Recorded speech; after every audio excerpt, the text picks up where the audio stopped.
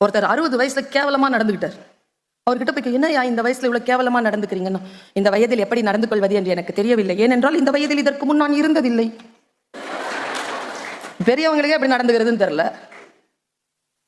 குழந்தைகளே, உங்களுக்கு சொல்லித் தரலாம், இவர்களுக்கெல்லாம் சொல்லித்தர முடியாது. உங்களுக்கு சொல்லித் தருகிறேன்.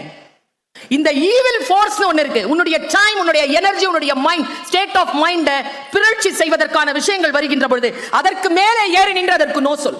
நான் சொல்லுகிறேன், நீ சொல். பருந்து இருக்குல்ல, பருந்து, அந்த பருந்து மழையில நனையாதான். பருந்து மழையில நனைகிறது இல்ல. ஏன் தெரியுமா? மழை அப்படிங்கிறதோ அந்த மேகம் அப்படிங்கிறதோ பிரச்சனைன்னு வச்சுக்கோ, ஏன் தீமைன்னு வச்சுக்கோ, ஏன் சும்மா ஒரு வார்த்தைக்கு. அந்த பருந்து ஏன் நனைகிறது இல்லை தெரியுமா? எந்த பருந்தும் மழை மேகத்திற்கு கீழே பறப்பதே இல்லை, அதுக்கு மேலதான் அது பறக்கும். எந்த விஷயத்திற்கு நீ அபோவா போயிட்டேன்னு வச்சுக்கோ, அது உன் காலடிக்கு கீழே வந்துடும். You stay above.